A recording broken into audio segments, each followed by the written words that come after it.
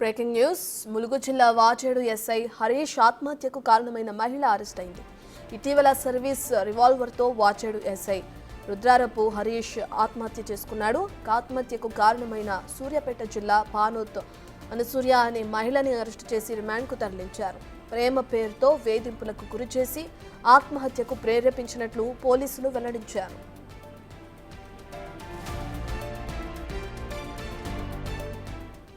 ఈ అంశానికి సంబంధించిన పూర్తి డీటెయిల్స్ మా ప్రతినిధి వేణు అందిస్తారు. రైట్ వేణు.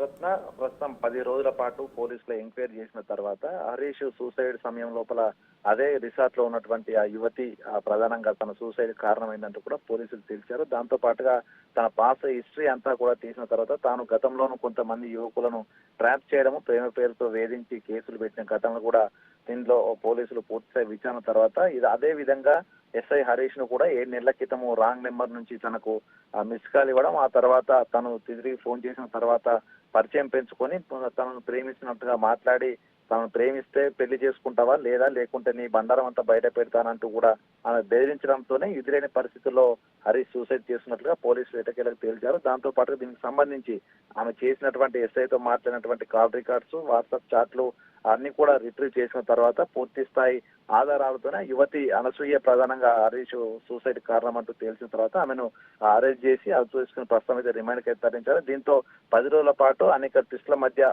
ఎస్ఐ అనసూయ అసలు ఆ రోజు సూసైడ్ చేసుకున్న రోజు ఆమె ఎందుకు అనేటువంటి ప్రశ్నలు తలెత్తాయి. దాంతో పాటుగా హరీష్ సంబంధించిన తల్లిదండ్రులు కూడా యువతిపై విచారణ చేయాలంటూ కూడా పిటిషన్ ఇచ్చారు. సో ఈ నేపథ్యంలోనే అసలు ప్రధానంగా హరీష్ సూసైడ్ కు అనసూయ కారణం అంటూ తేల్చడం, ప్రస్తుతం రిమాండ్ తరలించడంతో కూడా ఎస్ఐ సూసైడ్ ఘటన లోపల అసలు కారణం లేదనేది కూడా పూర్తి స్థాయిలో పోలీసులు అయితే చేయించిన పరిస్థితి ఉంది.